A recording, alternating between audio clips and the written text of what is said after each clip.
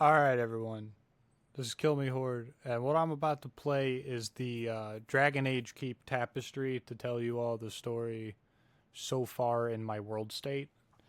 I don't know if it's going to go through Inquisition's nonsense or not. If it doesn't, then I will explain what I did in Inquisition. This is kind of like a recap before I start playing Veilguard. You believe the stories. Mankind's pride gave rise to the Darkspawn. Countless in number and toxic to all life, Darkspawn search endlessly for an archdemon. When they find one, Darkspawn armies surge up from their corrupt barrows beneath the ground, and a blight begins.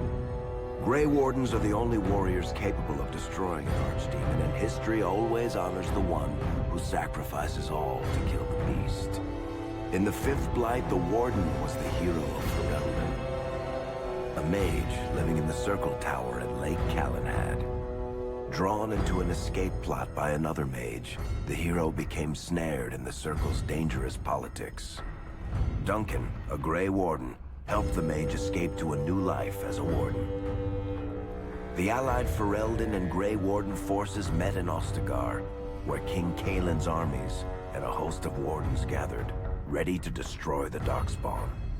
But valor turned to despair as Loghain betrayed his king. Kaelin's forces were slaughtered, and the South was lost. The hero, now a full-fledged Grey Warden, survived with the aid of Flemeth, the mysterious witch of the wilds.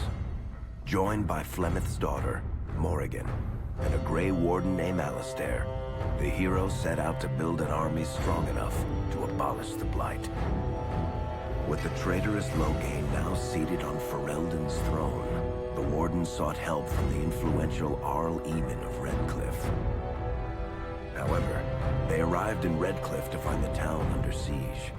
As each night, undead rose in waves and assailed the battered village. With the hero's help, the people of Redcliffe stood fast against the undead horde. The Wardens reached Arl Eamon's castle only to find the Arl lying at the edge of death, and his court fallen into madness. To save his father's life, Eamon's young son, Connor, had made a deal with a demon, and quickly fallen victim to its possession. Connor's life was sacrificed to end the demonic threat to Redcliffe. But deals with demons are never straightforward. The demon agreed only to save Eamon's life, not restore him to health. Arl Eamon needed a miracle to recover. The hero located an urn containing the sacred ashes of Andraste, which were said to cure any ailment. The urn was protected by ancient traps, tests of will, and a dragon-worshipping cult that wanted to twist the urn's power to its own ends. The urn remained pure, but mysteriously disappeared after the Wardens departed. Only the temple dedicated to it still stands. With a pinch of the ashes, the hero restored the Arl to health. Informed of Loghain's treachery, Eamon swore his political and military support. The circles of Magi are bound by oath to aid the Grey Wardens in times of blight. However, Lake Calenhad's tower could offer little help. One of its mages, Uldred, had become possessed by a pride demon and was twisting other circle mages into abominations. The hero brought the tower under control using the Rite of Annulment to eliminate every mage. Grateful for the help, the tower's Templars joined the Warden's army. I forgot I did that. Oh The god. allies gained at the Circle were not the only soldiers to join the Warden's forces, however. I forgot that I killed all of the mages in the tower. Whoa. Dalish elves don't usually make alliances, but even deep hatred can be set aside in the face of oblivion. An ancient curse was destroying Ferelden's largest Dalish clans, turning the elves into werewolves. Zathrian, the clan's keeper, claimed that the cure required the heart of the great wolf, Witherfang. Years before, Zathrian himself had afflicted a group of humans with the curse that now ravaged his clan. As long as he lived, the curse endured. The hero freed the werewolves from the long-standing curse, and the Daelus joined the Warden's forces. Blights may happen hundreds of years apart, but the dwarves who live below the surface of Thedas fight Darkspawn every day. No one is better schooled in battling Darkspawn than the warriors of Orzammar, except perhaps their allies of old, the Grey Wardens. The hero arrived in Orzammar in the wake of King Endrin's death to find political factions fighting for control of the dwarven capital. Only the vote of a venerated paragon could break the deadlock to elect a ruler, and order the dwarves to honor their Grey Warden treaty and join the battle against the new Blight. The hero set off to find a paragon named Branka, who had disappeared into the Deep Roads in search of a legendary artifact, the Anvil of the Void, created by the renowned smith Caridin to forge mighty war golems. The hero helped Caridin destroy the Anvil of the Void, along with the dark secrets that could trap a living soul inside a mechanical construct. The hero emerged from the Deep Roads with a master-forged crown to bestow the Paragon's favor upon whichever rival candidate would be crowned king. Balin, the youngest son of King Endrin who was suspected of foul play, or Haramont, the aging traditionalist backed by the Dwarven Assembly. Lord Haramont claimed the crown of Orzammar. His traditionalist values keep dwarves first in all things, and safely as far underground as possible. With Dwarden's strength now bolstering the Warden's army, the hero had to deal with Loghain, so Ferelden could stand unified against the Darkspawn, before the Blight swallowed the world. The kingdom of Ferelden stood divided. While some nobles supported Loghain's regency, others condemned his inaction against the Darkspawn. Civil war brewed, and Arl Eamon called a landsmeet in hopes of curtailing the conflict and removing Loghain from the throne.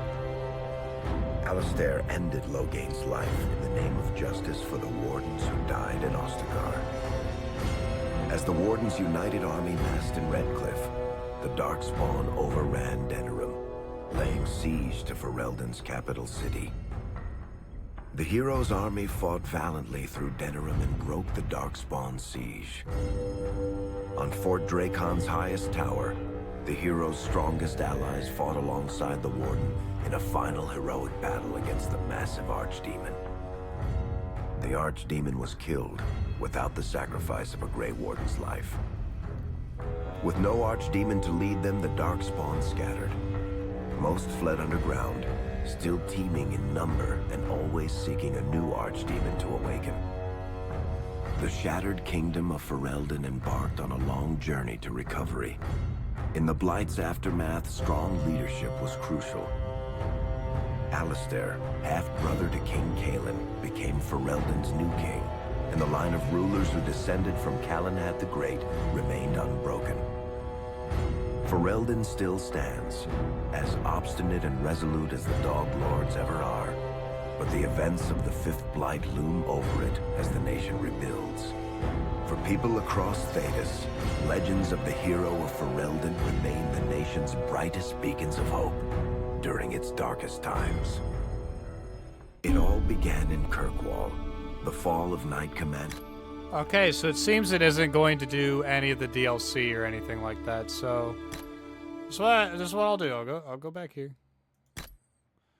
All right. That it just covered everything here and nothing in the expansions. Okay, so in the Awakening expansion, we met a Darkspawn called the Architect, and we allowed him to live so he could continue experimenting ways to bring sentience to the Darkspawn itself. I protected both the Warden's Keep and Amaranthine, the city of Amaranthine. I guess Nathaniel died. I don't remember that. And what was this about? And I did not help Ogren reunite with his child. That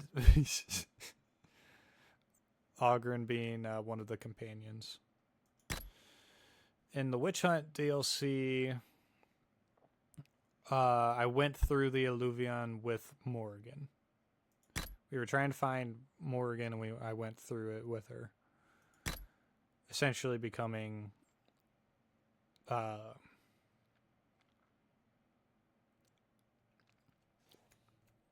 like essentially making them be in a relationship type of deal. In the Warden's Keep DLC, I didn't drink the concoction that Avernus made because I thought it was going to be bad for me. I slayed the ghost of a lady named Sophia, and I allowed Avernus to live as long as he continued doing his research ethically and not doing some stupid shit like he was doing. And I helped Shale out, got Shale recruited, left both Matthias and Amalia, the two who technically owned Shale, alive and not getting either of them possessed. Okay, let's go back to this. If you believe the stories, it all began in Kirkwall, the fall of Knight Commander Meredith. I'll explain Qunari DLCs and uprising, stuff as we get to it. and of course, the Chantry's destruction and the onset of Mage Rebellion. One person always stood amidst the swirling chaos: Hawk, the champion of Kirkwall. The Hawk family fled Lothering, refugees from the Blight. Leandra, mother of the champion, and siblings Bethany and Carver hoped to find refuge at her family's estate in Kirkwall, far to the north. While Hawk had no magical abilities, the champion was at the heart of events that ultimately led to the Mage Rebellion. The Hawks escaped the Blight with the help of Aveline Valen, a warrior and family friend. It's said that the family was also aided by Flemeth, the notorious Witch of the Wilds. Hawk's brother, Carver, never reached the Free Marches. He was killed by Darkspawn while protecting his family. The family's first years in Kirkwall were difficult. Leandra's brother Gamlin had lost the family fortune. The Hawks lived in poverty, forced to indenture themselves in return for entrance to the city. To pay off the debt, Hawk was forced to work for a band of mercenaries. All the while, Hawk and Bethany did their best to hide Bethany's magic from the Templars. Opportunity eventually struck in the form of a dwarf named Bartran Tethras, who was planning an expedition to the Deep Roads. It was a long shot, but with gold gained from the expedition, Hawk could free the family from its criminal creditors and further Templar scrutiny. Hawk met a rogue Grey Warden named Anders, who possessed detailed maps of the Deep Roads. These maps were crucial to the expedition's success. Once Hawk obtained them, everything else fell quickly into place.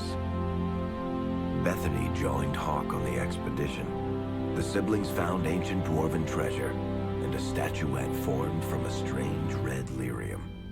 Tragically, Bethany fell victim to the blight that suffuses the Deep Roads and died in her siblings' arms. The gold Hawk recovered from the Deep Roads brought back Leandra's stately childhood home in Hightown. The Hawks had barely settled into their new home when Leandra was murdered. A deeply sinister and twisted killing. Hawk hunted down Quentin, the blood mage responsible, but could not prevent Leandra's death. Leandra's tragic death was part of a critical problem facing Kirkwall. Rising tension between the city's mages, who felt increasingly oppressed, and Templars, who grew increasingly suspicious of their activities. Adding to the strain, a large contingent of Qunari had also established themselves in Kirkwall, much to the growing discomfort of the city's rulers. After their dreadnought was shipwrecked many years before, a group of stranded Qunari were allowed to remain in a cordoned-off area in Lowtown. As time passed, the Qunari made no effort to return home, and offered no explanation about why they remained. Tensions rose to a breaking point. Revered Mother Patrice, convinced the Qunari were a threat to the Chantry's faith, incited violence between the Qunari and the Kirkwall populace. Hawk knew that Patrice would bring about unnecessary conflict. Though the champion tried to stop her, Patrice orchestrated the murder of Seamus Dumar, a Viscount's son and a recent convert to the Qun. When her crime was discovered, a Qunari assassin killed her. After Seamus was murdered, the Arishok of the Qunari group lost patience with the humans of Kirkwall. They would now submit to the Qun or die. The Qunari struck hard and fast. They took the palace in Hightown and beheaded the Viscount to immediately quash any resistance. Aided by Knight Commander Meredith and First Enchanter Orsino, Hawk reached the palace and stood toe-to-toe with the fearsome Qunari leader. Hawk fought the Qunari leader. The fierce battle resulted in the Arishok's death and the liberation of Kirkwall from its brief occupation. The Qunari quickly withdrew from the city entirely. Hawk saved Kirkwall and earned the grudging respect of the city's Templars, mages, and nobility, along with the title that history remembers, the Champion of Kirkwall. Kirkwall's problems were still not over, however. After Viscount Dumar's death, Knight Commander Meredith took power and blocked all attempts to appoint a new Viscount. Under Meredith's command, the Templars tightened their grip on the mages, planning to suppress what Meredith saw as a growing rebellion. Anders, who spent years fighting for justice and freedom for his fellow mages, saw that the time for negotiation was past. He destroyed Kirkwall's chantry, killing hundreds, including Grand Cleric Elthina. This single act began a rebellion that spread from circle to circle, until all circles of Magi had risen up in defiance against chantry rule. Though Anders had done the unforgivable, something stayed the champion's hand. Anders survived the day, although many others did not. Fighting spread swiftly through the city. Some mages rebelled openly, many of them succumbing to possession. Templars turned their swords on mages who rebelled and on those who did not. As First Enchanter Orsino refused to bend to the Templars, Knight Commander Meredith demanded that every mage in Kirkwall be put to the sword. Hawk saved many mages from Templar blades, keeping them from succumbing to possession or the temptations of blood magic. In the end, however, Hawk was forced to strike down Orsino, who had betrayed his own values by resorting to blood magic himself. The battle proved one thing. Knight Commander Meredith had gone mad. Hawk saw the truth of it when Meredith unsheathed her sword, and the red lyrium idol from the deep roads was embedded within it. The blade fueled her hatred and paranoia, as it had for months. After a horrific battle, the red lyrium of the Knight Commander's sword consumed her as she died. Meredith became a statue, her face a frozen mask of horror. Little is known of the champion since that final battle. However, Hawk's story lives on in legend and song. Memories of the indelible changes the champion of Kirkwall brought to the face of Thedas.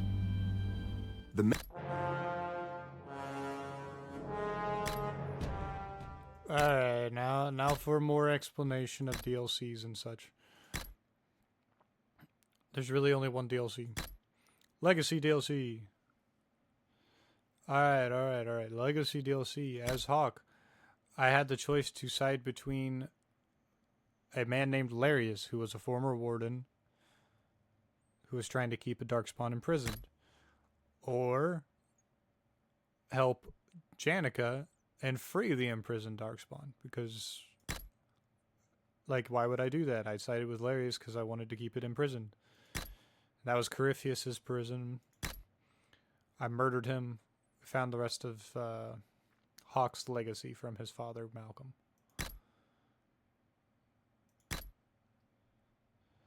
Alright. That's pretty much it. There were other DLCs with this, but apparently none of them actually mattered, and Legacy was the only one that mattered. This one is going to be the one that's going to take a hot minute to explain because of if you believe the stories, all that's in this the is Mage Rebellion in Kirkwall was felt throughout Thedas, the news spreading like wildfire. The Templars clamped down in response, but each new restriction only made things worse. Led by Grand Enchanter Fiona, the mages voted for independence. The Circle of Magi would govern itself, without the Chantry and especially without the Templars. The result was cataclysmic. 2 circles were destroyed. Those within killed to the last mage, before the rest fled into the wilderness. Perhaps the mighty Empire of Orlais could have intervened in the war before it began, but that was not to be. Grand Duke Gaspard began a deadly civil war against Empress Celine, vying for the Orlesian throne. The mages were offered safe haven in neighboring Ferelden, but the Templars followed, and so their battle spread across all of Thedas. As head of the Chantry, Divine Justinia ordered the Templars to stand down. They refused, declaring their own independence. Thus, the war began in earnest. Templars hunting mages, mages fighting Templars. Their clashes wreaked untold destruction. All sense of order was falling to pieces. Divine Justinia made one final desperate bid to end the war. She approached the leaders of both sides and convinced them to come to a conclave held on neutral ground. With the Chantry to mediate, mages and Templars will talk for the first time since this all began. It is our last, and perhaps our only, chance for peace. Yeah, but that was not to be, because it exploded. A lot to go off of here. All right. So I played as a elf lady mage who specialized into necromancy. Not that that's a bad thing. It's not a bad thing. Romanced Solus. Right? Romanced Solus. And I gotta figure out how this stuff works. So I denied being chosen by Andraste. I allied with the Templars and kept one of them alive to be one of the senior ones alive to become higher up. I think then it goes to this, that, and then that. Or it goes up to this. I think, yeah, it goes up to In Your Heart Shall Burn, and then Here Lies the Abyss, and then down to here. Or I'm doing it wrong and I can't remember how it went. Alright, whatever. Advisors. My nemesis was a lady named Calpurnia. She was annoying. So we did nothing with Samson. Samson wasn't important at all. We investigated Calpurnia's past, and I ended up talking with her. Talking her out of fighting. Which it worked. Towards the end of the game. For my other 3 top advisors, I told Colin not to use his lyrium, because he's a Templar. Told him not to use it, break his addiction to it. I restored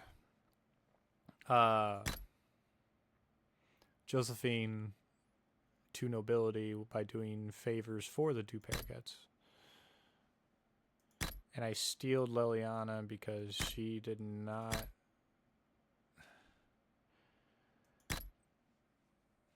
Yeah.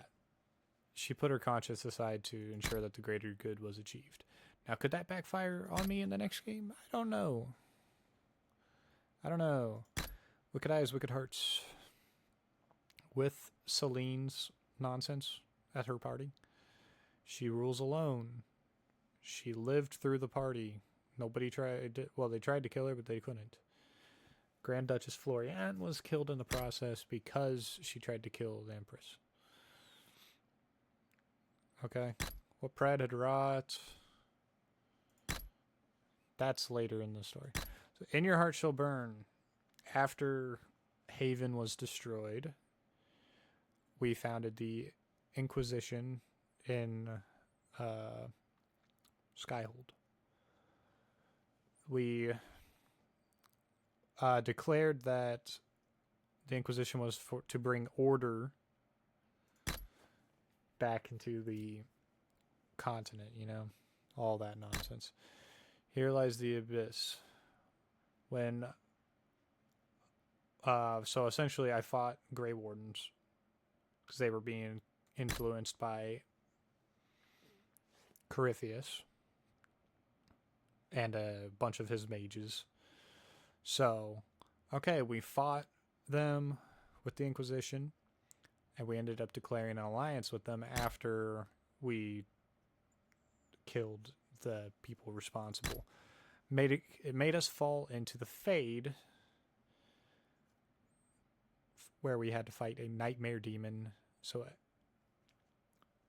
we never actually beat the nightmare demon, so we had to leave someone behind so everyone else could get out. And my options were between Hawk and Stroud, so I chose Stroud because I don't really care for the man. I don't know anything about him. He was just a senior Grey Warden. Okay. In my mind, he was just a senior Grey Warden. Whereas Hawk is the champion of Kirkwall, like a very important guy. What Pride had wrought. Alright, so this is going through ancient elven temples. We found a place called the Well of Sorrows. Now the options were between Morgan and the Inquisitor. I drank from the well, and that tied me with Flemeth. Flemeth can control my actions to a degree, which is a pain in my ass. Did I respect the temple rituals? Yes, I did, and it let me ally with the guardians of the temple, who are ancient elves. Get that. Judgments of the Skyhold. I was a recruiting judge. I tried to recruit everybody I could to the Inquisition's cause. I'll go down over to these two before I go too far. Alright, so this is essentially all the side things, not the main story things. The important side things. So the Temple of Pride, that nasty temple where I had to go around and discover all of those fucking skull tablets. I reached the inner sanctum of it. I helped the refugees at the crossroads in Ferelden. In the hinterlands, I earned the allegiance of their cultists. In the lake area,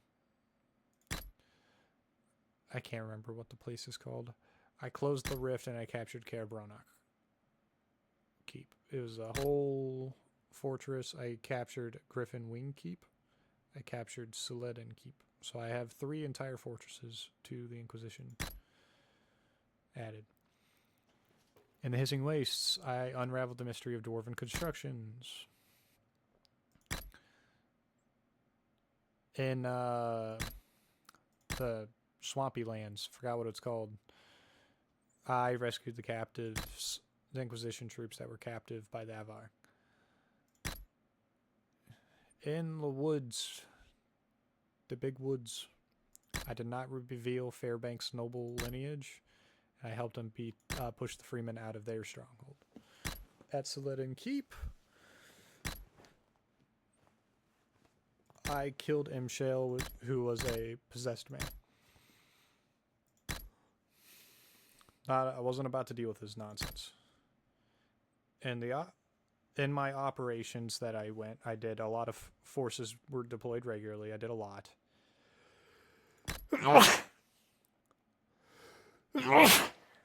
Through the operations, there were a couple lovers in Val Royeaux, and I got them to marry each other out of love and not through other nonsense.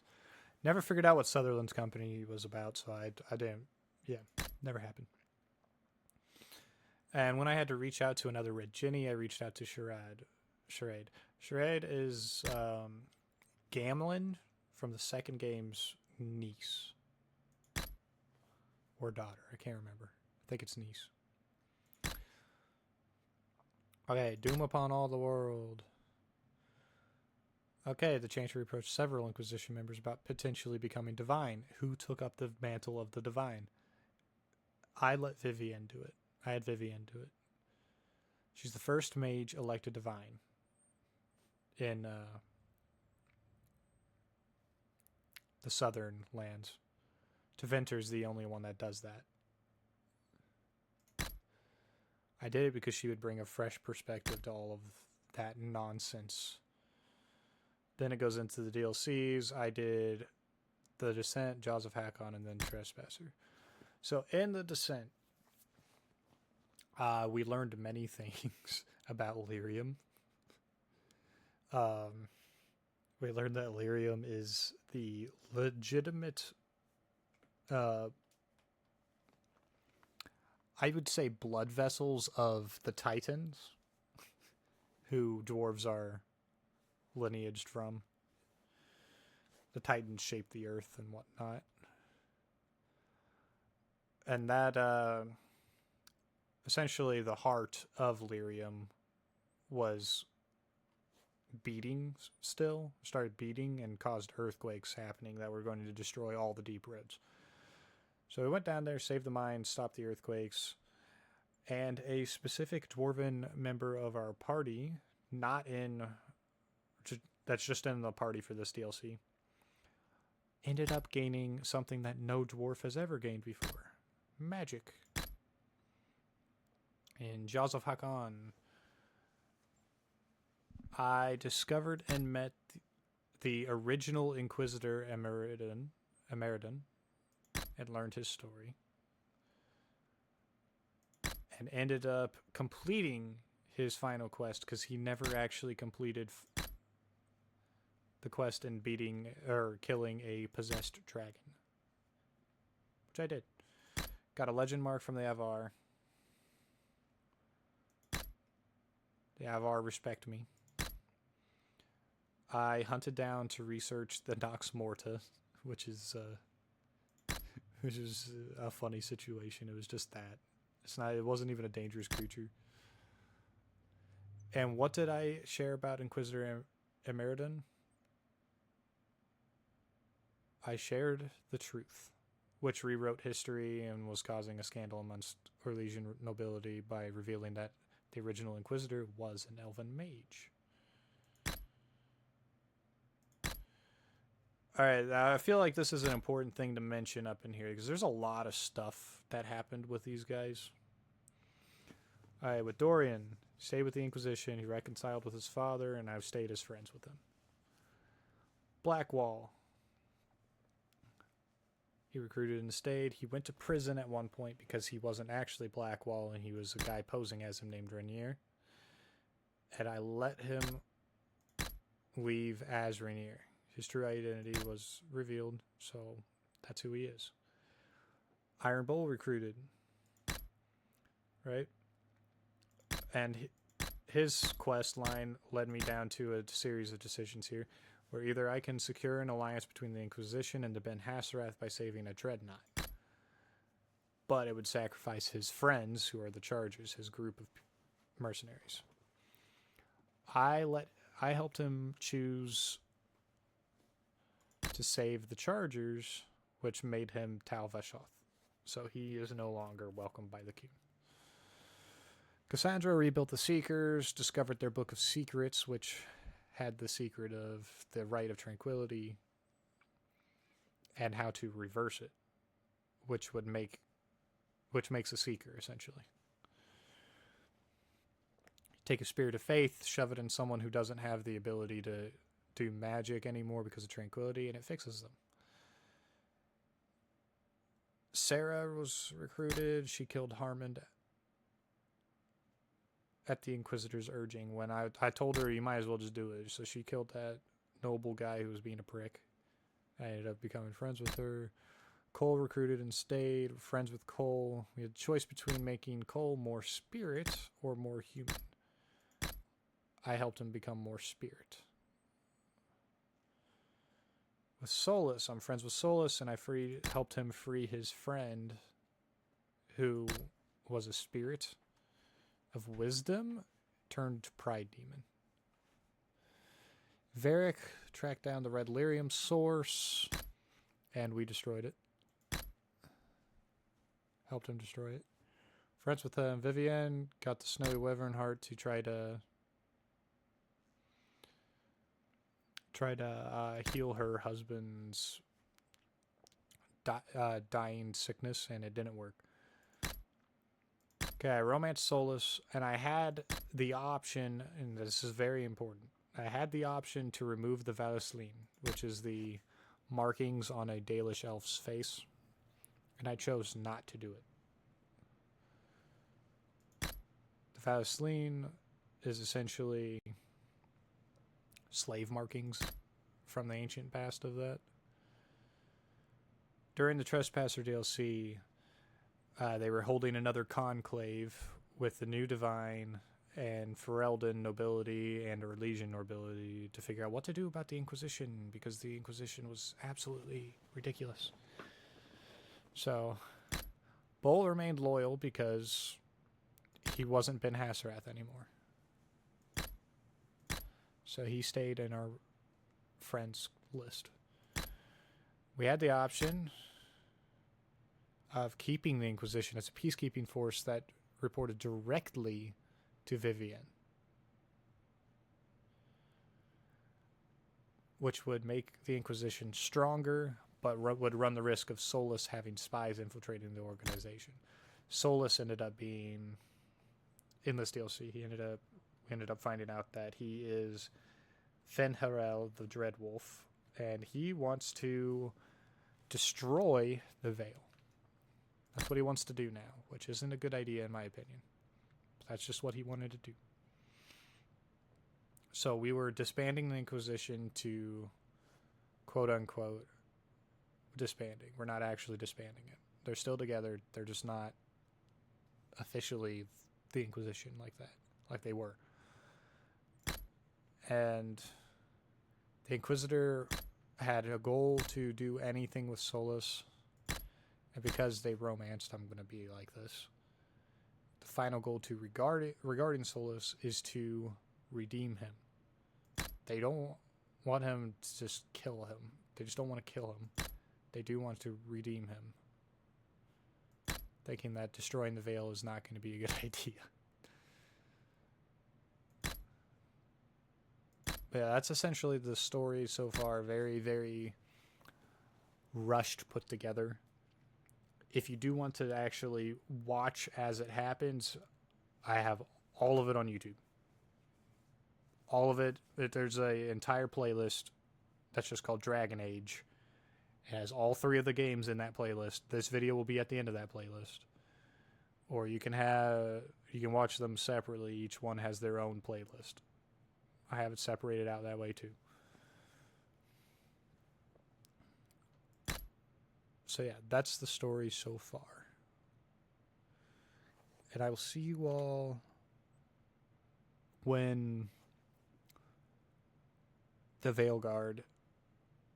start playing the Veilguard. Bye-bye!